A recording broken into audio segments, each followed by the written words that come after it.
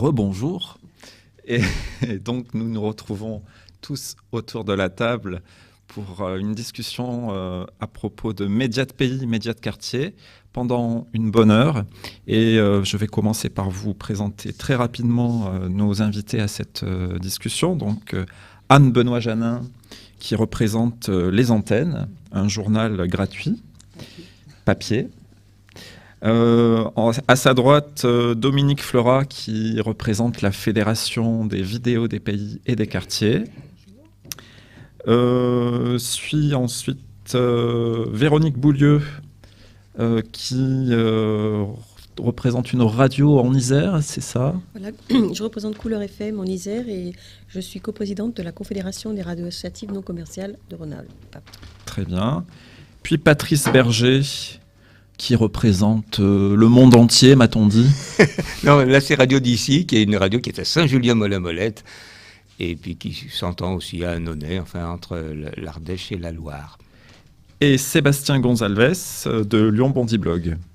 C'est ça exactement, donc Lyon-Bondy-Blog est un média jeune, citoyen et qui publie le travail de blogueurs issus de toute la diversité culturelle, géographique et même politique de l'agglomération. Alors on va vous proposer là dans quelques instants de vous présenter un peu plus précisément en rapport avec le territoire sur lequel vous travaillez, puisqu'aujourd'hui on se pose la question du territoire et donc de la place des médias citoyens dans nos territoires et des liens que nous établissons avec les acteurs locaux. Et en me basant sur la proposition de Thierry Borde sur cette question des médias de pays et des médias de quartier, qu'il nous propose d'interroger, ce que je vous propose, moi, c'est de partir sur l'idée d'interroger le fondement de nos médias, c'est-à-dire des médias de lien social, de l'animation locale, de l'éducation populaire et de valorisation des territoires. Ça fait une sacrée prétention pour ces médias. Et donc, je vais vous proposer peut-être de préciser chacun à votre tour sur quel territoire vous travaillez et pour nous identifier le territoire et les acteurs locaux avec qui vous travaillez. Et puis peut-être de nous poser la question de pourquoi votre média se mêle-t-il de lien social. Alors si vous voulez bien, on commence par cette question. Donc vous nous précisez le territoire et puis pourquoi vous mêlez de cette question-là. Anne. Alors, par exemple, si on parle juste de territoire, nous, notre cible, notre public, c'est la région grenobloise, c'est-à-dire que c'est le bassin de vie. C'est plus que l'agglomération, c'est bien plus, c'est les montagnes autour, visibles de l'agglo en fait. Parce qu'il y a un lien énorme entre les gens qui vivent dans le milieu rural et ceux qui vivent à la ville. Chacun a besoin de l'autre. Le développement de ce territoire ne peut pas se faire l'un sans l'autre. Alors après, c'est pas forcément du tout une copie ça n'existe pas d'ailleurs du découpage politique. C'est vraiment du vécu, c'est à partir du vécu des gens. Alors le lien, justement, on fait beaucoup d'actions entre le lien entre le milieu rural et la ville. On a fait la promotion pour une agglomération, parce qu'il est essentiellement distribué quand même dans l'agglomération, des femmes en milieu rural. On fait régulièrement des articles sur ce qui se passe en dehors de l'agglo et il se passe des choses très très riches. Il y a beaucoup d'initiatives dans le Trièves, dans le Vercors, qui sont fondamentales pour le devenir de notre agglo, ne serait-ce qu'au niveau alimentaire, au niveau bio, parce que la ligne éditoriale du journal, c'est le développement durable, avec ses 4 piliers, je ne les répète pas. Et donc cette notion de développement, et on relie tous les publics qu'on peut. En fait, il ne s'agit pas de faire que le rural et l'urbain. C'est vraiment une notion de créer du lien avec justement des publics qui, a priori, ne se sentent pas forcément reliés. Alors après, la base du journal, c'est aussi de toujours partir du local, parce qu'on est conscient qu'une information qui part de la population est forcément différente d'une information qui vient de journalistes, ne serait-ce que parce que la manière de voir les choses est différente. Le point de vue change la vue, on le sait. Donc, par exemple, on peut parler de tout à partir du moment où ça s'accroche à une dimension citoyenne, environnementale, sociale, humanitaire. Donc, on peut très bien parler de Gaza, mais il faut que ce soit quelqu'un de l'agglomération grenobloise qui va à Gaza. Voilà, c'est pour ça qu'on fait des articles qui vont partout, sauf que le lien, c'est la personne, elle a vécu, elle est sur ce territoire, et on considère qu'il c'est un intérêt. Voilà. Donc un ancrage territorial qui est très marqué Ouais. et qui est un peu à la base de tous vos articles. Ah oui, c'est la condition. D'accord. Et puis relier les gens, si j'ai bien entendu, notamment entre le pôle urbain et le pôle rural. Alors, on va faire un numéro, par exemple, fait avec des jeunes, sur la manière dont les moins jeunes voient les jeunes et comment les jeunes se voient. Enfin, donc là, on essaye aussi de décloisonner ces populations. Alors, on fait de l'intergénérationnel, mais on va aussi travailler sur le quartier Villeneuve, qui a fait la une récemment encore un peu. Et donc, on va travailler avec ces jeunes, ou avec les gens qui font des actions sur ces territoires pour montrer une autre facette. Dans le précédent numéro, il y a une association de Villeneuve qui fait tout un festival de l'humour, ça s'appelle Rio Ensemble. Donc, on va faire la promotion, on va pas faire la promotion, mais on va leur donner la parole pour qu'ils expliquent pourquoi ils font ça et comment ils le font. Merci Anne. Donc on va poser la même question à Dominique Fleurat. Sur quel territoire les vidéos des pays et des quartiers interviennent, et puis pourquoi ces télévisions-là prétendent-elles participer au lien social sur leur territoire ? Donc la fédération regroupe une trentaine de structures, qu'elles soient associatives ou coopératives, sur des territoires qui sont très divers. Donc si elle porte le nom de Fédération des vidéos des pays et des quartiers, c'est qu'à la fois on a des structures qui sont en milieu très rural, comme Télé Mille Vaches sur le plateau de Mille Vaches, ou bien Aldoudarak Vidéo en Pays Basque et d'autres, ou des télévisions qui sont beaucoup plus urbaines, je pense à Tabasco Vidéo, à Rhapsode qui est sur Paris. Donc on a des structures qui sont très diverses, mais avec, j'allais dire, c'est une marque de fabrique, l'ancrage territorial. C'est-à-dire que la télévision, elle est immergée dans son territoire, les acteurs qui font la télévision sont immergés dans leur territoire, et à ce titre-là, on ne peut pas parler d'un territoire n'importe comment, puisqu'il y a un retour de la part notamment des habitants, et il y a tout le travail avec les acteurs de ce territoire. Hier, on parlait des sans-voix, des personnes qui n'ont pas droit à l'expression. Donc l'objectif aussi de ces structures, c'est de donner la parole à ceux qui ne l'ont jamais assez ou qui ne l'ont pas du tout. Et c'est aussi de pouvoir donner une visibilité à des territoires que j'appellerais oubliés. Parce qu'on évoquait les quartiers, mais c'est valable aussi en milieu très rural. Donc cet ancrage territorial, il est vraiment fondamental pour les structures de la fédération. Après, sur la question du lien, le fait déjà de la proximité, de travailler avec les habitants, la fédération a développé des pratiques qui font en sorte qu'il y ait transmission de savoir sur analyse de l'image, construction des sujets, tout un tas donc de démarches qui sont maintenant assez, entre guillemets, codifiées, puisque à travers des expérimentations, on a pu laisser les traces du fonctionnement qui permettent donc de transmettre le savoir pour réaliser des sujets, pour faire des émissions aux habitants, à ceux qui vivent sur le territoire, et ce sont eux qui sont les mieux placés pour parler de ce qu'ils vivent au quotidien, pour faire évoluer éventuellement les pratiques, les projets, pour valoriser les projets sur un territoire. Donc voilà, après je pense qu'on détaillera sur d'autres sujets, donc oui. Pour l'instant, on abordera voilà ce que la question du comment dans la voilà. partie suivante. Alors je donne la parole à Véronique Boulieu. Et puis comment votre radio en Isère travaille-t-elle autour de cette question du lien social ? Alors la radio Couleur FM, elle est implantée sur un territoire qui compte environ 100 000 habitants, donc on est dans une communauté d'agglomération. La particularité, c'est que dans cette communauté d'agglomération, il y a non seulement une zone, je dirais, périurbaine, mais aussi une zone rurale. Donc ça, c'est très important aussi. Donc nous, pour refaire du lien social, on travaille avec beaucoup de structures telles que les CADA, telles que les diverses associations. Et on est surtout implanté au niveau, justement, association. On organise depuis quelques années, par exemple, les rencontres solidaires en Rhône-Alpes, où cela permet pendant, par exemple, une journée, de mobiliser toutes les associations du secteur, qu'elles soient de l'économie sociale et solidaire.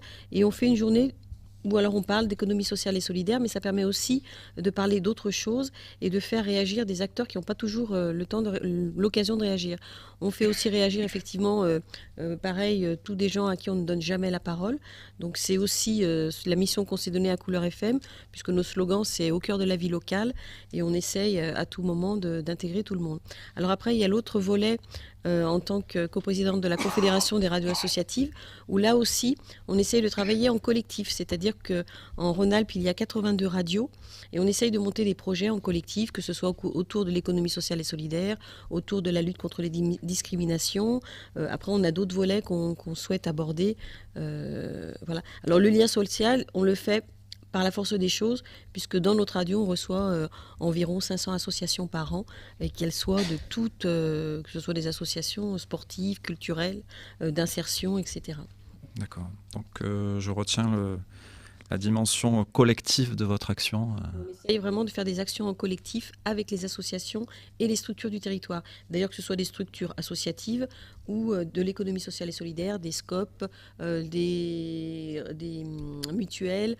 On travaille aussi beaucoup en partenariat avec les institutions telles que le Conseil régional, le Conseil général, et puis justement maintenant l'ACAPI, qui est la communauté d'agglomération de Porte de l'Isère, qui enfin nous soutient, et ça n'a pas été un mince travail. Donc c'est intéressant de voir du coup que travailler à créer du lien social, c'est travailler aussi avec les institutions, pas seulement avec les habitants et les associations très actives, mais aussi avec les institutions plus établies sur le territoire et voilà, qui ont une force de décision aussi. Et qui nous aident effectivement dans la construction des projets. Très bien. Patrice Berger, Oui. comment votre radio... pourquoi votre radio prétend-elle créer du lien social sur son territoire ? C'est un territoire rural, hein, Saint-Julien-Mollet-Molette, c'est un village, hein, il n'y a pas beaucoup, un peu plus de 1000 habitants, hein, 1200, 300. C'est pas loin d'Annonay et les habitants de Saint-Julien, eh bien, souvent travaillent à l'extérieur, à Annonay, quelques-uns même à Lyon, hein, ou dans la vallée du Rhône. Et puis on est dans un parc naturel régional où il y a en effet toute une protection de la nature et puis aussi beaucoup de tourisme qui se fait tout autour, donc pas mal de gens qui passent. Et puis c'est un village qui a une particularité, c'est qu'il a été un grand village industriel, hein, où il se passait une grosse activité textile, qui a été petit à petit, par les modernisations qui se sont opérées dans ce secteur-là, qui a cessé de fonctionner. Et toutes ces usines, au lieu d'être démolies, ont été revendus à des artistes, et donc on retrouve un grand nombre d'artistes dans ce village qui sont donc des nouveaux habitants, hein, la plupart sont venus de Lyon ou d'ailleurs, et ça crée une mixité dans la population qui n'est pas sans problème quelquefois, parce que par exemple sur l'existence d'une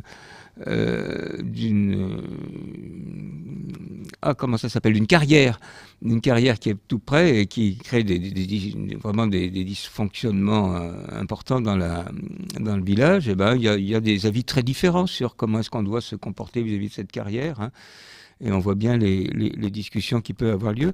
Alors, une radio, ça ne s'arrête pas aux limites de la commune à laquelle elle est implantée. On est dans un endroit très vallonné, et donc on a 3 émetteurs, dont l'un couvre la région d'Annonay. Alors, il y a toute une nécessité dans cet ensemble de pays, qui est le massif du Pilat et la région d'Annonay. Il y a nécessité finalement d'établir toutes sortes de liens, et ça passe par à la fois des programmes. Il y a eu pendant des années, un petit peu moins maintenant, un programme d'accordéon par exemple, qui était vraiment le rendez-vous de toutes les personnes déjà d'un certain âge, mais aussi quelques jeunes, et qui était très riche parce que les gens attendaient ça, et puis téléphonaient, et demandaient pendant la semaine tel et tel morceau. Donc un lieu finalement où ce qui est bien agréable dans nos radios, c'est que la personne qui fait l'émission, on peut la rencontrer le lendemain sur le marché. Et il y a donc des contacts qui se font de manière très facile. On peut venir à l'antenne, simplement visiter ou bien dire un petit mot. Et donc il y a déjà une relation qui se fait. Une autre forme de relation, c'est la relation qui se fait à travers les enfants. À Annonay existait depuis déjà de nombreuses années une autre association qui diffuse sur radio d'ici, hein, la radio de Saint-Julien-Mollet-Molette, qui s'appelle Hélico, comme école, lycée et collège, et ce sont des gamins donc toujours renouvelés, hein, les plus anciens au moment où ça a été démarré sont maintenant des adultes, et qui découvrent leur pays, la région de Annonay assez large, à travers des émissions de radio qu'ils font avec leurs enseignants, mais aussi avec une personne particulièrement formée, qui a été formée Radio d'ici d'ailleurs, sur ces questions, et qui les aide dans tous les aspects techniques, mais aussi dans la manière de présenter une émission qui ne doit pas être une émission des enfants pour les enfants, mais une émission des enfants pour tout le monde, pour toute la communauté. Donc là, il y a une découverte à travers l'œil des petits ou des ados de tout l'ensemble de ce qui se passe. Et il se passe beaucoup de choses dans la région d'Annonay. Il y a le festival de cinéma au début d'année, il y a le théâtre de rue qui est toujours très présent, même si pour des raisons de financement, il n'a plus tout à fait la forme que ça avait pu avoir à une époque. Il y a une belle activité de chansons, beaucoup d'activités très très diverses. Et puis il y a aussi dans ce milieu rural, on le voit à Burdigne par exemple, qui est un des villages du Pilat, il y a des relations entre justement les agriculteurs et puis les autres personnes qui habitent dans ce secteur-là, qui ne sont pas forcément liées. Il y a une nécessité de découverte mutuelle et puis éventuellement quand il peut y avoir des soucis de voisinage. Il y a des gens qui n'aiment pas se réveiller avec le chant du coq le matin, des choses toutes bêtes. Alors je vais justement faire le chant du coq, cocorico. J'ai fini. Merci Patrice. J'aurais encore quelque chose à dire tout à l'heure, mais tout à l'heure. Ce que je retiens, c'est cette notion de proximité, de pouvoir rencontrer les gens qui s'expriment sur la radio. Et ça, c'est très important dans le sens où ce ne sont pas des gens qui appartiennent à un autre monde. C'est ça que j'entends dans ce que vous nous partagez là. On va passer à Lyon Bondy Blog. Alors comment Lyon Bondy Blog alors déjà, Lyon Bondy Blog, le territoire qu'on couvre, c'est toute l'agglomération lyonnaise. Donc on traite ça, c'est principalement de l'info donc locale, à travers un journalisme engagé. Et le but, c'est vraiment de valoriser les territoires. C'est-à-dire que nous, on va écrire sur toute l'agglo, mais on est quand même présent dans les quartiers. Par exemple, on était à Bron le mois dernier pour le Forum des jeunes européens, ou avec des jeunes donc allemands, anglais et espagnols. Donc on a fait avec eux des ateliers médias, ils ont pu s'exprimer, être publiés, etc. Pour ce qui est du lien social, donc on essaye, là on est en train d'organiser pas mal de réunions justement délocalisées dans les quartiers, notamment là on va commencer à Bron, on va essayer de s'implanter un peu plus sur Vénissieux, Villeurbanne, même Rieux, parce que on estime que c'est important d'être présent dans ces endroits-là. Et puis c'est surtout que ça va nous permettre de créer, on peut dire, des ponts entre des personnes diverses, que ce soit au niveau social, culturel, même politique et géographique. Et donc dans cette mesure, c'est assez important. Et nous, le site a aussi quand même une notion participative, c'est-à-dire qu'on publie aussi des articles de gens qui ne sont pas forcément membres de notre association. Et ça, c'est quand même assez important de pouvoir donner la parole à tout le monde. Bon, alors bien sûr, il faut qu'il y ait un suivi derrière pour publier quelque chose de qualité. Et sinon, pour revenir sur le lien social, on est un peu tous dans ce cas ici, quoi. C'est que en tant que média citoyen, on bénéficie quand même d'un réseau qui est assez large, quoi. On n'est pas tout seul dans notre coin. Et ça, déjà, rien que ça, je pense que ça fait beaucoup pour le lien social et pour après nous, ce qu'on peut faire avec les gens avec qui on bosse, quoi. Merci. Alors, peut-être qu'on peut donner la parole quelques minutes au public si vous avez des questions sur cet aspect des liens entre un média et les acteurs locaux et les liens sociaux.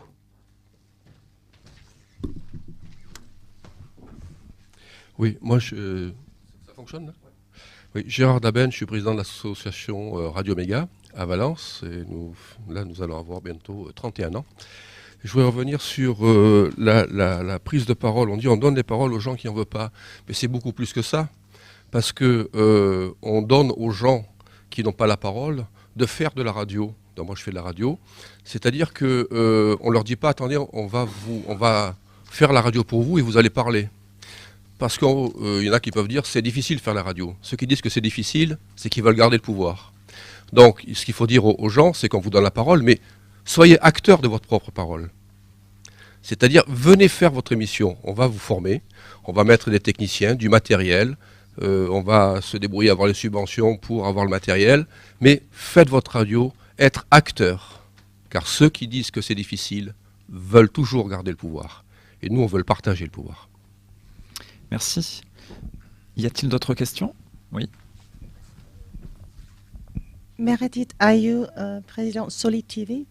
Attends, j'ai mes lunettes, j'ai marqué quelques questions. D'abord, en fait, j'ai toujours une difficulté avec la question du lien social parce que j'ai souvent face de moi des gens qui ne s'intéressent pas du tout à la question du lien social, ils n'en veulent pas. Et que j'ai souvent l'impression dans ce genre de réunions qu'on est plus entre nous, des gens qui sont convaincus, on a du mal en fait de convaincre les autres personnes qui se sont un peu isolées. Donc, ma question, j'en ai deux. Une, c'est à savoir, est-ce que dans votre travail de médias, est-ce que vous avez l'impression de créer à travers le média le lien social ou est-ce que vous avez plus l'impression que vous faites remonter les informations que la dynamique des liens existants? Donc, première question. Et le deuxième, c'est sur la diversité culturelle et les diversités des problèmes qui se posent dans la société entre les immigrés, les handicapés, les femmes, les jeunes, etc. Est-ce qu'il y a des fils conducteurs entre les différentes préoccupations qui vous permettent aussi à faire un peu joindre, si vous voulez, les différents problèmes qui se posent pour les donner un peu plus de force? Dominique. Par rapport à la première question là, sur le lien social, est-ce que c'est quelque chose qui existe déjà ou bien est-ce que par rapport à nos pratiques, on construit du lien social? J'allais dire quelque part, c'est les deux. Parce qu'il y a des expériences de travail collectif ou d'action collective sur des territoires que nos médias vont valoriser. Donc, quand ça existe, nous, notre travail ou notre rôle, c'est de le valoriser d'autant plus facilement que les acteurs du territoire sont aussi des acteurs du média. Ensuite, au niveau de la fédération, par exemple, il y a eu un certain nombre de pratiques qui favorisent ce lien dans la construction donc, des émissions, etc. Je pense en particulier au plateau participatif, qui est vraiment typique de ce qu'on cherche à faire pour croiser les populations, les âges, les personnes de profils différents. Et le fait d'avoir à participer, j'allais dire, à une œuvre collective, c'est une création de lien social fort.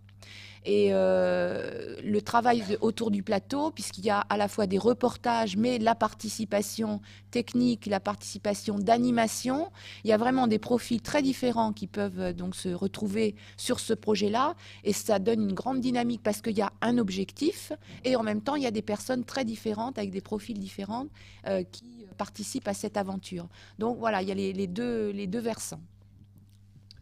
Anne, tu voudrais nous donner ton... Moi, j'aurais envie un peu de définir ce que c'est que pour moi le lien social. C'est pas forcément créer du lien concret entre les gens, ni de l'amitié ou des choses comme ça. Par exemple, à Grenoble aujourd'hui, il y a un problème avec les prostituées. Les prostituées, il y a une réaction des commerçants parce qu'elles sont devant une grande, elles sont présentes dans un boulevard, un grand boulevard commerçant. Et du coup, il y a le Dauphiné libéré a fait tout un article en disant que c'était gênant pour les commerçants, ceci, cela, pour les familles, c'était pas machin. Donc l'idée aujourd'hui, nous, c'est de montrer un autre point de vue, et un autre point de vue avec ces gens-là, leur montrer par exemple que la réalité que vivent ces femmes-là, et que si on les repousse au-delà, elles vont aller vivre, faire ça, le même travail dans des conditions beaucoup plus dangereuses pour elles, savoir qui sont ces femmes. C'est des femmes qui viennent notamment d'Afrique et qui ont le couteau sous la gorge parce qu'elles se sont endettées pour venir en France, que si elles ne remboursent pas, eh ben, leur famille en Afrique risque de... Je m'adresse particulièrement à vous, mais je m'adresse à tout le monde. Ces femmes vivent... c'est montrer une autre réalité, c'est d'essayer de, avec d'autres personnes, ces personnes qui prennent la parole, de leur montrer justement une réalité qui n'est pas perçue par tout le monde. Pour moi, c'est ça le lien social, c'est comme ça que je l'entends. C'est apprendre aux personnes, enfin les aider à voir une autre facette de la réalité.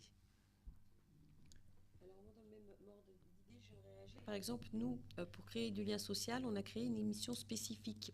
On avait des gens, des demandeurs d'asile, donc on a décidé de faire une émission avec eux. Alors au départ, ils étaient assez réticents. parler à un micro quand on ne parle pas bien français, quand on n'a jamais eu ce genre de démarche. Et on arrivait à les mettre ensemble autour d'un micro. Notamment, il y en a qui étaient des primo-arrivants, donc qui ne parlaient pas bien le français. Et on s'est aperçu que c'était une formidable expérience. On a réussi à les faire travailler ensemble. Et puis après, ils ont pu s'ouvrir sur la commune dans laquelle ils étaient pour pouvoir rechercher du travail, pour pouvoir s'insérer, etc.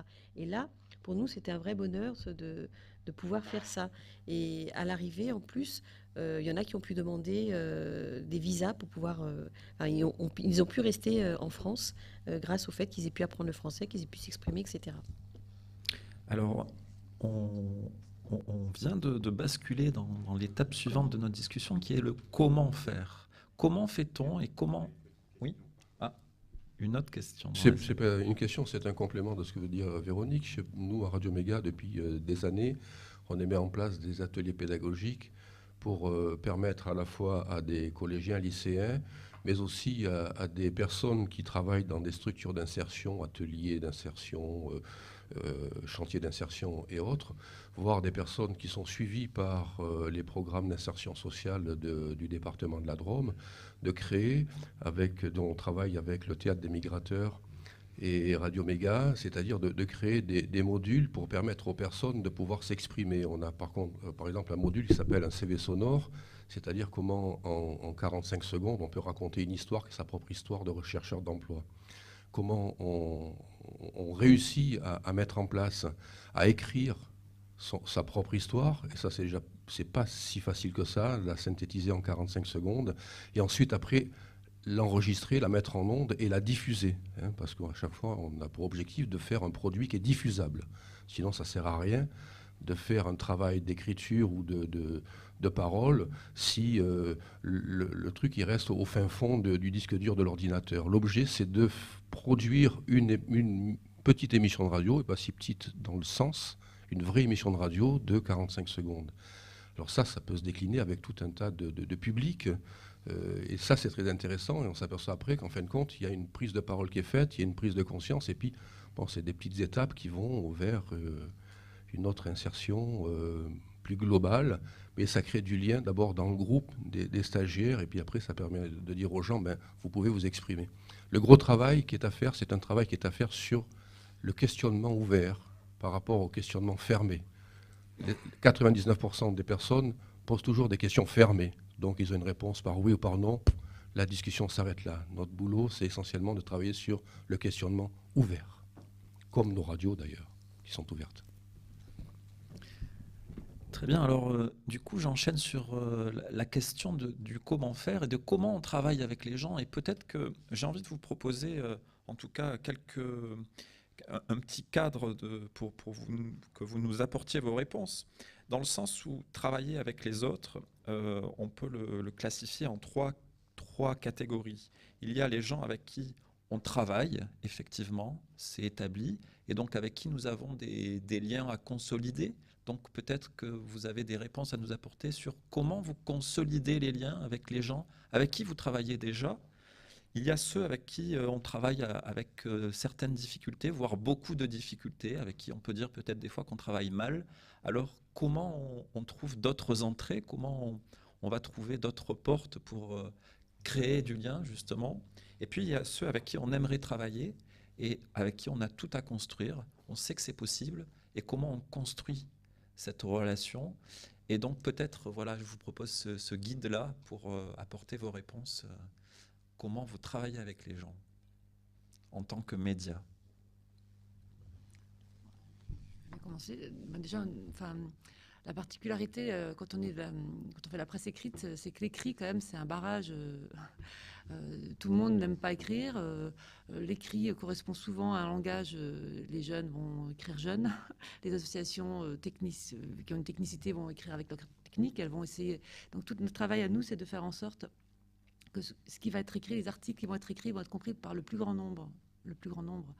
Pour nous, c'est vraiment important d'avoir un style qui soit accessible et facilement entendable, et qui justement casse un petit peu ces barrières de la langue. Après, on travaille toujours en coécriture, c'est-à-dire que les articles ne sont jamais faits, c'est jamais nous on propose des articles pour ceux qui n'aiment pas écrire, et on revoit, on m'en veut, on me censure. Donc je disais, et on revoit toujours avec eux, enfin ce qui est écrit, c'est validé par eux, donc ils n'ont pas de surprise, et c'est leurs mots, on travaille vraiment avec l'expression plus presque orale que à proprement parler écrite. Je ne sais pas si ça répond à la question. Voilà, quels sont vos outils développés dans la Fédération des vidéos des pays et des quartiers pour travailler avec les autres? Déjà, on évoquait la difficulté par rapport à l'écrit, mais je crois que par rapport à la technique, et notamment pour faire de l'image, il y a aussi beaucoup de freins de la part d'un certain nombre de personnes. On évoquait la difficulté à faire de la radio, mais je crois que pour faire de l'image, pour faire de la télévision, ça semble aussi difficile vu de l'extérieur. Donc la fédération a développé un certain nombre de démarches, de pratiques pour faire en sorte qu'il y ait on appelle ça une formation, mais j'allais dire ça serait plutôt un accompagnement, sachant que les animateurs de ces télévisions, de ces médias, sont aussi bien des professionnels de l'audiovisuel que des animateurs de territoire ou des animateurs de groupes particuliers. Et donc cette formation, elle est liée à la fois au choix technique qu'on peut faire, c'est-à-dire qu'il faut, pour pas avoir, entre guillemets, peur d'une technique trop compliquée à maîtriser, avoir des outils légers qui soient accessibles à tous et travailler donc sur cet accompagnement en termes de formation. Donc là, on est dans l'éducation populaire, de la formation à la fois, j'allais dire, sur la connaissance du territoire, la citoyenneté, comment fonctionne le territoire, quelles sont les personnes qui agissent dessus, mais en même temps sur les questions techniques et comment faire petit à petit une transmission du savoir, faire en sorte que celui qui a été formé va pouvoir transmettre après son savoir à d'autres groupes dans lesquels il travaille lui, et finalement faire, j'allais dire, des nœuds de réseau qui font qu'on agrège petit à petit des nouveaux acteurs pour faire de l'image, pour s'exprimer et pour utiliser l'outil. Et en même temps, je crois que le rôle d'une fédération, c'est aussi de pouvoir faire des croisements de pratiques, des échanges de pratiques. Et les uns les autres, on a des expériences différentes sur nos territoires. Et le fait d'échanger nos pratiques, d'échanger les fonctionnements, d'échanger les expérimentations, ça permet d'avoir des nouveaux outils, des outils qui ont été expérimentés à un endroit ou à un autre pour pouvoir aller un peu plus loin sur le travail sur le territoire avec des personnes différentes. Et ça, cet échange de pratiques, c'est très important. De plus, chaque fois que la fédération fait un travail sur un territoire, on a toujours essayé de faire en sorte qu'il y ait un suivi.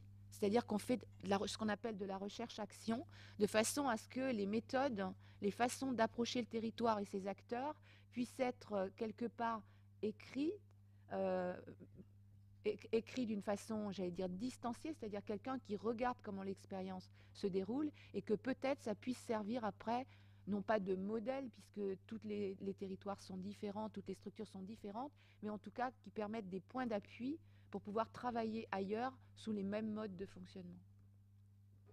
Véronique? Alors nous, on a d'autres expériences. Alors je rejoindrai aussi Gérard Daben. On travaille beaucoup avec les jeunes, que ce soit les collèges, les lycéens, les étudiants, où on essaye, par exemple, on peut faire une revue de presse. C'est-à-dire qu'on leur apprend à faire une revue de presse du début à la fin, en choisissant les sujets, en ne se laissant pas influencer par ce qu'ils pourraient lire de part et d'autre. On travaille aussi avec beaucoup de structures d'insertion, où justement on les amène devant un micro. Souvent il y a des réticences, on a eu des gens au dernier moment qui n'ont pas voulu. Alors après on a travaillé avec eux, on y est arrivé. On a travaillé avec les missions locales, qui sont donc des organismes qui s'occupent des jeunes 16-25 ans, pour leur faire par exemple des CV radiophoniques. Ensuite, avec ces CV radiophoniques, on rencontrait des entreprises pour essayer de faire un croisement entre les deux, pour que chacun puisse éventuellement, ça peut déboucher sur des embauches. Donc après, il y a toutes ces choses qu'on fait au sein des radios pour donner la parole et apprendre aux gens à parler et à prendre cette parole. On leur donne, ils l'apprennent et ils en font ce qu'on veut. Et tout ce qu'on fait, tout est diffusé à l'antenne, avec possibilité d'être mis sur le web, de récupérer les CV radiophoniques. Je sais qu'ils ont été écoutés éventuellement par de futurs employeurs, donc c'est des choses qui peuvent être aussi mises en application. Donc en fait, dans les radios, on est multi-champs, on peut vraiment faire du lien social à tous les niveaux, à tous les étages. On peut travailler avec des MFR, des maisons familiales et rurales. Et quand on fait des événements, puisque nous, on est aussi porteurs d'événements sur notre territoire, on essaye d'associer toutes les structures de l'économie sociale et solidaire pour pouvoir travailler en partenariat.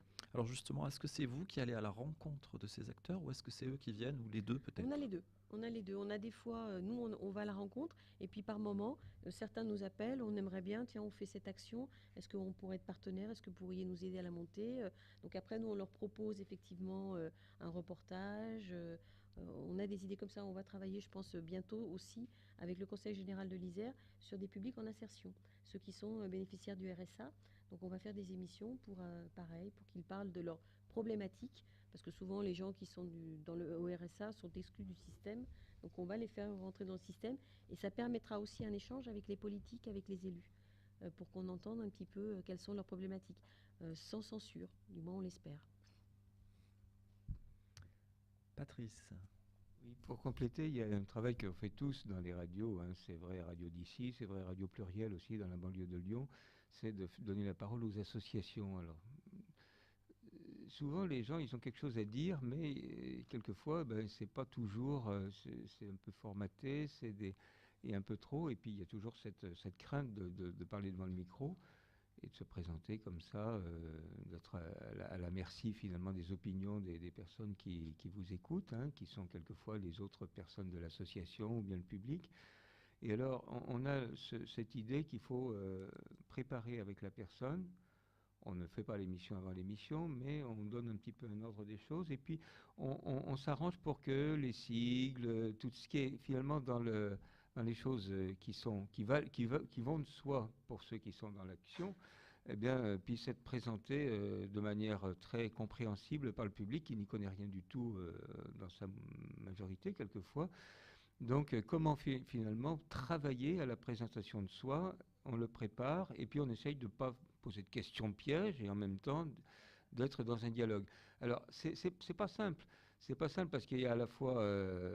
c'est comment valoriser finalement une action, comment faire en sorte que des personnes qui n'ont pas l'habitude de l'expression orale de cette façon-là, même s'ils peuvent être à l'aise dans l'oralité à d'autres moments, eh bien, vont dire l'essentiel, rendre compréhensible des choses qui sont quelquefois un petit peu complexes, et puis que tout ça se fasse dans un certain ordre, de façon à ce que ce soit bien compris.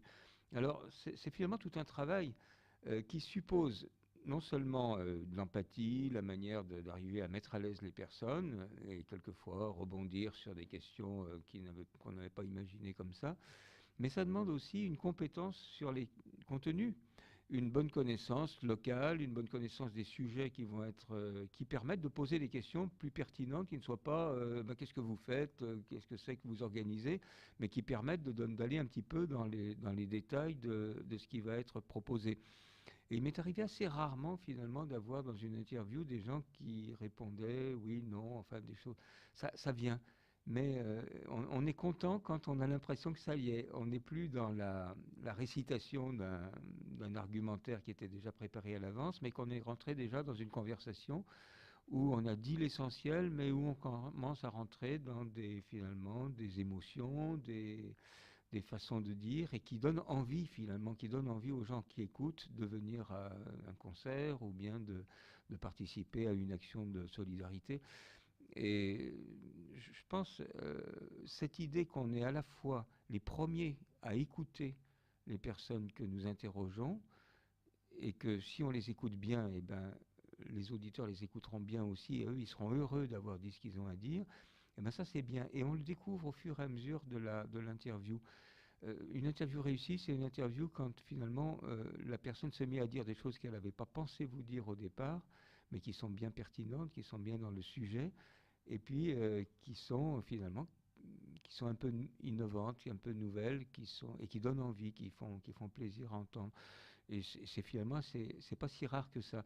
Je pense à une ancienne animatrice de Radio Pluriel qui avait commencé à l'âge de 60 ans à peu près, qui a maintenant plus de 80, et qui me racontait que pendant toute sa vie, elle avait beaucoup parlé, et puis qu'elle avait découvert à la radio qu'elle pouvait écouter les autres et que c'était vraiment bien.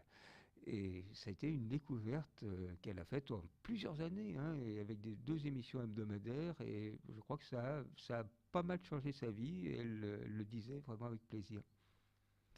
Alors c'est intéressant dans ce qui se dit là en ce moment, c'est que je n'ai pas encore entendu les mots de téléspectateur et les mots d'auditeur. On parle de personnes. Vous parlez de personnes, c'est-à-dire qu'on travaille avec des gens qui appartiennent au même territoire que nous, que ce média dans lequel on travaille. Et je trouve que ce point de vue, en effet, change énormément les choses sur le rapport que l'on va établir avec les personnes qu'on invite dans ce média. Sébastien, comment Lyon Bondy Blog participe à cette action-là? Alors nous, le Lyon Bondy Blog, donc en tant que média jeune, on travaille principalement, on va dire, avec un public étudiant. Donc les difficultés que ça sous-tend, c'est souvent sur les articles, on se trouve avec par exemple des problèmes d'angle, parfois des papiers qui ne sont pas forcément accessibles. Donc nous, le but, c'est de donner les clés aux blogueurs qui viennent, qu'ils aient des formations ou pas, leur donner les clés de pouvoir écrire. Donc nous, dans ce cadre, heureusement, on fait partie d'un réseau qui est quand même assez large, où, par exemple, avec l'association Esprit Critique, dont on parlera cet après-midi, on met en place des ateliers médias pour que justement ces gens qui n'ont aucune formation, qui n'ont pas forcément écrit auparavant, puissent avoir justement les clés pour pouvoir s'exprimer. Parce que nous, l'objectif, si on veut être crédible, c'est souvent le problème des médias jeunes, c'est on a besoin d'augmenter la qualité des articles pour pouvoir être crédible. Et de ce point de vue-là, pour rester sur les partenariats qu'on a, par exemple, on a un partenariat avec Radio Pluriel qui permet à 2 de nos blogueurs qui sont animateurs de cette émission, donc qui passent un jeudi sur 2 sur Radio Pluriel. Ça permet, où on présente le travail des blogueurs sur le site, donc ça permet aux blogueurs d'avoir une première expérience radiophonique, de savoir s'exprimer en public, etc. Et donc voilà, nous c'est à ces difficultés qu'on est confrontés, mais à la fois, c'est des difficultés qui sont nécessaires quand on est un média jeune et que il faut juste savoir accompagner les gens sur ça, quoi. Je sais pas si j'ai bien répondu à ta question. Oui, merci. Alors, ce qui est intéressant dans ce que tu nous dis, c'est la question j'ai entendu la question de la qualité des articles et sans pour autant, sans se priver de faire participer les gens. Et j'aimerais vous questionner, on a très peu de temps avant de terminer, mais quand même aborder cette question sur est-ce que c'est si simple que ça de produire de la qualité tout en travaillant avec des personnes dont ce n'est pas le métier. Comment on gère cette difficulté? Je dirais que c'est simple, on les forme avant, c'est-à-dire qu'on ne les met pas derrière un micro sans les avoir formés. Donc on passe du temps avec eux, il y a souvent un long travail avant, comment on se positionne devant un micro. Pour ce qui est par exemple des jeunes, quand on écrit un article, l'article, c'est pas juste de l'improvisation, on l'a écrit, on a travaillé dessus. Et une fois, parce que nous, ce qu'on ne veut pas non plus, c'est les mettre en danger et les faire passer à la radio, qui montreraient qu'ils ne savent pas s'exprimer. Donc on fait un travail en amont pour être bien sûr qu'ils sont au point. Bon, après, il peut y avoir des petits bugs, mais on fait vraiment très attention, vu les publics auxquels on s'adresse, de travailler avec eux en parfaite confiance. Parce que si vous mettez quelqu'un derrière un micro et qu'il n'arrive pas à s'exprimer, c'est la panique totale. Et puis, c'est vraiment le mettre en danger. Donc nous, on fait vraiment un travail en amont pour qu'une fois qu'il a été enregistré, le produit est fini, le produit sera diffusé et on aura un travail de professionnel. Alors avec, après, les contenus, on travaille aussi sur les contenus, on travaille sur tout, sur comment on se positionne et les contenus, pour bien faire attention à tout ça. Moi, j'en ai un peu parlé tout à l'heure dans la formation et les techniques de formation, mais aussi dans les choix techniques qu'on fait, parce que quand on travaille sur l'image et qu'on prend des caméras super évoluées au lieu de prendre la petite caméra qui va être moins inquiétante pour celui qui s'en empare pour la première fois, moins inquiétante aussi pour celui qui va être filmé ou interviewé, les choix techniques, ils pèsent lourd dans la possibilité pour n'importe quelle personne d'avoir la possibilité de s'exprimer correctement. Et je crois que l'exigence, le fait de dire faire un travail professionnel, c'est aussi important, parce que c'est pas parce qu'on n'est pas, entre guillemets, un salarié ou un professionnel de l'audiovisuel qu'on ne doit pas avoir d'exigence sur la qualité. D'abord parce que c'est une forme de reconnaissance aussi ensuite du travail produit. Et c'est aussi une forme d'éducation à construire un projet dans la durée. Alors c'est pas toujours facile. C'est pas toujours facile, notamment quand on travaille avec des jeunes. Je pense au travail que fait Rhapsode ou Rive Nord en région parisienne. Quand on travaille avec des publics qui ont du mal à travailler dans la durée, c'est vrai que ça demande un accompagnement spécifique. Ça n'est pas qu'un accompagnement technique, c'est un accompagnement aussi en direction de publics, bien les connaître, bien savoir comment ils fonctionnent et pas exiger d'eux plus qu'ils ne peuvent donner. Merci. Oui.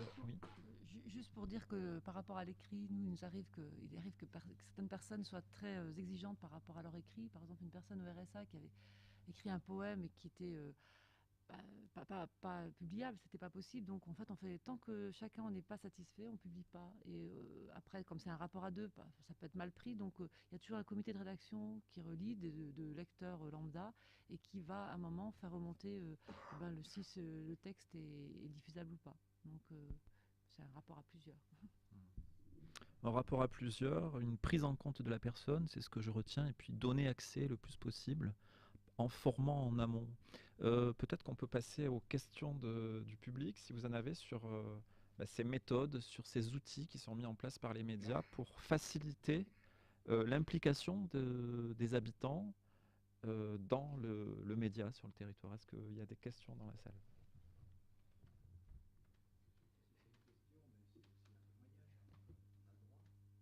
Bien sûr, témoignage. Ça marche pas.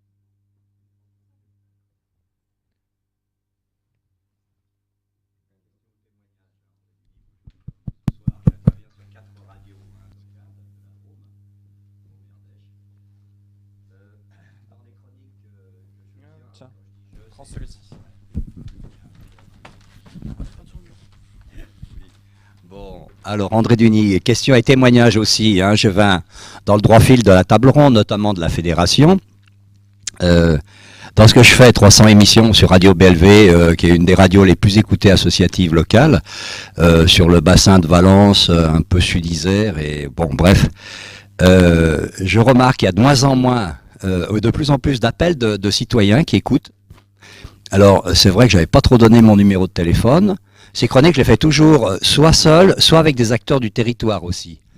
Toujours avec un aspect de dénonciation assez massif de ce qui se passe, notamment Capitalisme Vert avec le biodigesteur géant de Romans, avec Veolia qui se met dedans, etc. La région qui donne 100 000 €. Bref.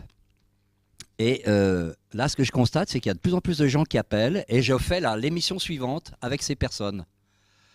Alors, il y a eu avec dénonciation de ce qui se passe, tentative de suicide dans les centres de tri. Il y a eu dénonciation du scandale des boulevards de Valence, environ 50-60 millions d'euros pour un kilomètre de boulevard, avec la petite mémé éjectée, etc. Dénonciation des conditions de travail dans une grande entreprise, toujours, mais en voix off ou en anonymisant les choses.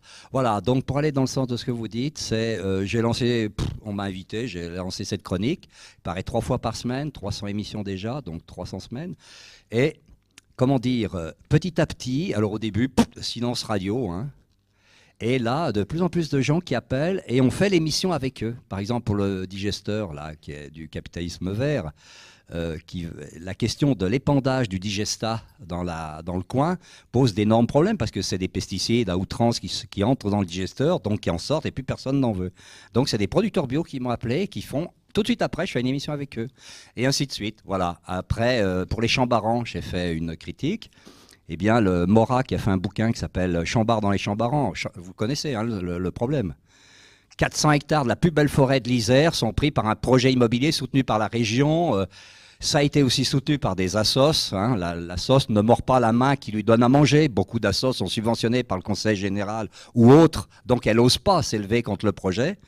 Nous, on est totalement indépendants, donc il va faire 2 émissions de 2 heures avec moi sur Radio Saint-Féréol et Radio M, Montélimar, justement pour dénoncer ce qui se passe, mais en même temps proposer des alternatives, parce que chaque fois, on fait une émission de dénonciation et des propositions alternatives qui vont tout à fait dans ce sens-là. Donc ça, c'est un petit bout de témoignage. Merci. Et puis bon, pour les méthodologies, on peut faire une simulation avant l'émission. Donc c'est-à-dire qu'on fait une émission à blanc avant, pour ceux qui ont du mal à s'exprimer. Sinon, là, je suis avec un habitant de Fort-Barlette, ça fait 1 an qu'on écrit son intervention. Oui, il faut le temps. Il est très peu instruit, donc on écrit jusqu'à ce qu'il puisse lire son intervention. Donc passer par l'écrit, effectivement, c'est une bonne méthodologie. Mais on n'en est que là, dans la co-construction des choses. Par contre, à Saint-Ferréol, on fait toujours des plateaux de 6 personnes, avec toujours 2 ou 3 invités du territoire. Et il y a du débat en direct pendant 1 heure. Et ce qui fait qu'effectivement, ça a plus d'impact qu'une chronique de 13 minutes. Voilà. Une autre question ou un témoignage? Olivier Bérardi de la TVD de Citoyenne. Donc c'est pas du tout une critique, c'est vraiment un questionnement que moi j'ai et que je vous renvoie par rapport à ce que vous disiez sur l'accompagnement. Moi je crois qu'il faut aussi être en capacité de pouvoir déployer ces notions d'accompagnement et que derrière l'accompagnement, vous le savez tous, mais c'est bien quand même de le dire, il y a l'autonomie ou l'indépendance demain assez rapidement posée. Et en vous écoutant, je pensais à l'art brut. On ne va pas demander à des artistes qui font de l'art brut de faire les beaux-arts, peut-être qu'il y en a qui l'ont fait, mais on le sait qu'il n'y en a pas beaucoup qui l'ont fait. Et je ne m'inscris pas en faux sur ce qui est dit, mais moi je voudrais qu'on prenne en compte une parole brute ou une expression brute qui passe par l'oralité ou par l'écrit. Vous disiez un poème qu'on ne peut pas publier, je ne remets pas en cause ça, mais je trouve que nos médias sont questionnés par rapport à ça, à une expression brute. Moi, on revendique cette notion de filtre et de médiation, mais attention, surtout nous d'où on vient, TVNet Citoyenne, c'est-à-dire qu'on ne savait pas ce que se servir d'un appareil photo, d'une caméra. Donc maintenant qu'on sait un peu plus grâce à l'expérimentation, il est hors de question qu'on dise aux autres comment on s'en sert, parce qu'il y a sûrement des gens qui savent en servir beaucoup mieux que nous. On est là juste pour les accompagner, mais accompagner, ça veut dire pas grand-chose pour moi si on ne développe pas. On accompagne pourquoi? Est-ce que c'est pour formater dans un sens?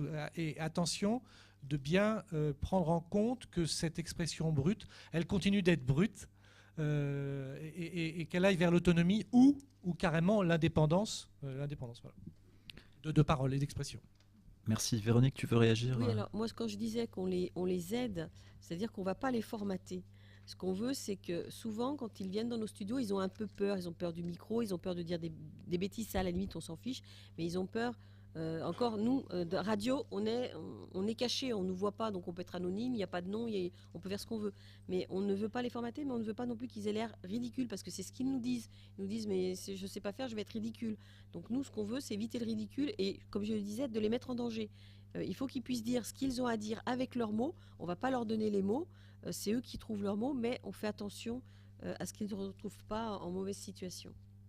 Mais on les formatera certainement pas. Alors j'ai une question à poser, à moins qu'il y ait encore une question dans la salle. Oui. Je suis peut-être trop bavard, mais c'est à la radio que j'ai appris à beaucoup parler, c'est pour ça, peut-être c'est un défaut. Alors essayez d'être court. Je pense que c'est moi je ne parlerai pas de notion de formation, si je l'ai employé, c'est pas forcément ça, c'est une notion de partage de savoir.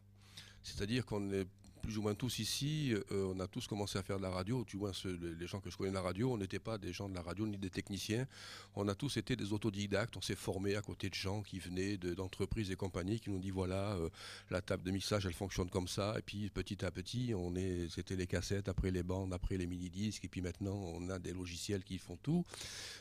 On a petit à petit appris, et quand on se retrouve avec des personnes avec qui on fait des ateliers de réinsertion ou des animateurs qui viennent faire, je sais pas, à Radio Méga, nous avons 85 animateurs bénévoles. Ils savent tous se servir de la nouvelle table de mixage numérique. On a mis le temps, mais ils savent tous s'en servir. Voilà. Après, pour le contenu de l'émission, il y a quand même... D'abord, je pense qu'on ne peut pas tout dire et n'importe quoi et dans une émission de radio.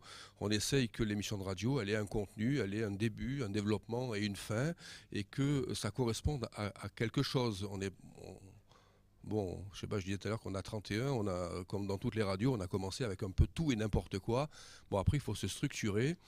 Il y a des gens qui nous écoutent, je sais pas, Radio Méga, il y a 28 000 personnes qui nous écoutent tous les jours, via Médiamétrie, c'est le chiffre de Médiamétrie.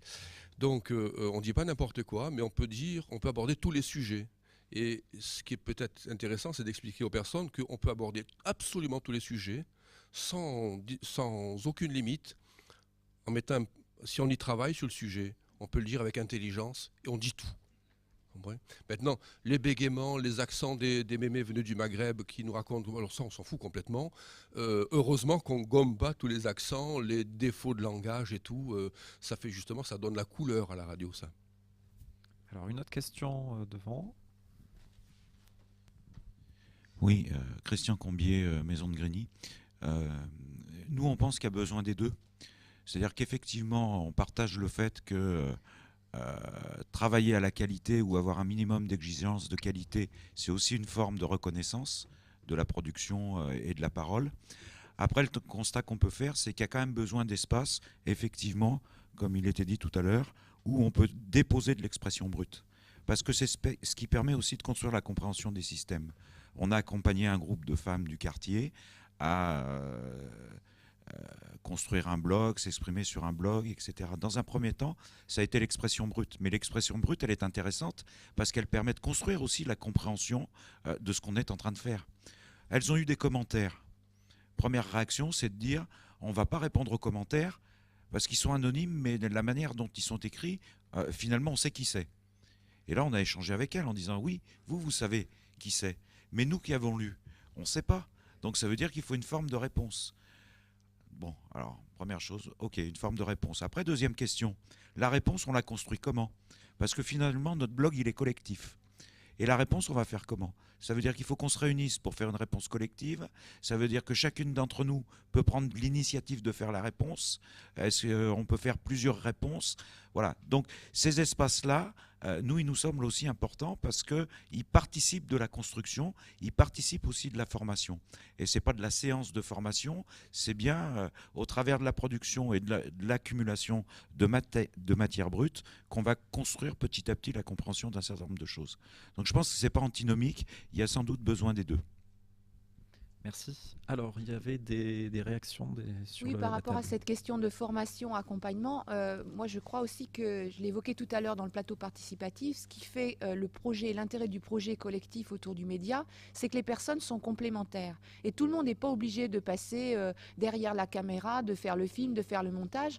Nous, on a souvent coutume de dire que même celui qui va préparer le repas pour ceux qui participent à la télé, celui qui va être dans le comité de lecture, qui va se contenter de regarder les sujets, celui qui apporte une idée de sujet mais qui n'a pas envie de le réaliser, il participe aussi du média. C'est-à-dire que chacun y vient avec ses compétences, ses envies et on échange comme ça. Moi, à la fédération, par exemple, je ne suis pas, entre guillemets, une praticienne de l'audiovisuel. Mais par contre, de par mon parcours, je connais bien le fonctionnement des collectivités locales, le travail des élus, etc. Donc moi, j'apporte ce que je connais du fonctionnement institutionnel et en échange, je me forme à des outils plus techniques pour au moins comprendre comment on travaille dans les télévisions participatives. Et comme ça, c'est ce qu'on évoquait, la transmission de savoir. Véronique, tu voulais rajouter quelque chose? Moi, je rajouterais, je serais dans la même lignée, c'est-à-dire que nous, quand on fait par exemple des revues de presse avec les jeunes, on va avoir ceux qui vont écrire, on va avoir ceux qui vont prendre les photos, ceux qui vont avoir recherché les articles, ceux qui vont passer à l'antenne. On va avoir une multitude de gens selon ses compétences et selon ce qu'il a envie de faire. Et donc là, on est en train de créer un lien entre une équipe, entre des jeunes qui au départ étaient tous dispersés, ne savaient pas forcément ce qu'ils allaient faire. Très bien, on va arriver sur la fin de notre émission. Alors, je voudrais peut-être donner à chacun d'entre vous le mot de la fin et savoir quelle perspective vous envisagez pour continuer ce travail sur vos territoires. Et est-ce que vous avez des projets en cours qui sont innovants sur cette question de l'implication des citoyens, des habitants dans vos médias? Je n'ai un petit peu parlé déjà, c'est qu'en fait on va faire un numéro avec des jeunes et on va utiliser le multimédia, donc avec tous les outils audio, vidéo pour compléter, parce que ce qu'on se rend compte, c'est que les jeunes ont beaucoup de mal avec l'écrit. On a fait une enquête lors des dernières élections et en fait l'essentiel des jeunes se font une idée, une opinion avec le gratuit 20 minutes. On trouve ça dommage, donc du coup on veut surtout faire en sorte que les jeunes viennent à l'écrit aussi, à une autre information, donc on utilise d'autres supports. Nous, ce qu'on va essayer de faire, c'est de faire en sorte que ces médias soient reconnus par les pouvoirs publics. Parce qu'aujourd'hui, on a quand même un vrai problème de reconnaissance, aussi bien en local, donc on travaille en direction des collectivités, des institutions pour qu'il y ait une reconnaissance de l'action du territoire, sur le territoire, mais aussi une reconnaissance de la part des pouvoirs publics au niveau de la loi. Donc, j'allais dire, on va travailler sur tous les fronts pour faire en sorte que ces médias de territoire, ces médias citoyens aient une reconnaissance de par leur rôle sur le territoire, dans le cadre du développement local, etc. On s'inscrit complètement dans la logique d'économie sociale et solidaire, de développement local sur ces questions. Très bien, il nous reste une petite minute. Qui a envie de s'exprimer sur la question? Je voudrais dire juste que ce que nous faisons, les médias associatifs, c'est quelque chose qui peut être partagé. Il y a un programme Parole partagée qui est développé par les centres sociaux, les MJC, les foyers ruraux. Et petit à petit, on aimerait bien que tout ce partage qui est en train de se faire, il puisse être partagé encore plus largement dans le monde de l'éducation populaire. Et je pense qu'on devrait pouvoir s'organiser pour faire ça un peu plus largement comme ça. Alors, je vais apporter peut-être le mot de la fin en synthétisant ce qui vient d'être dit.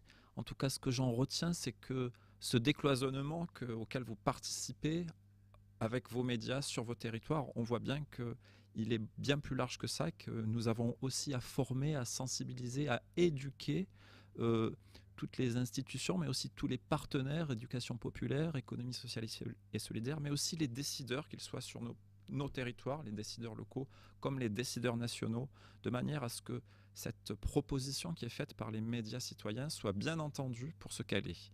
Merci à tous d'avoir participé à cette émission.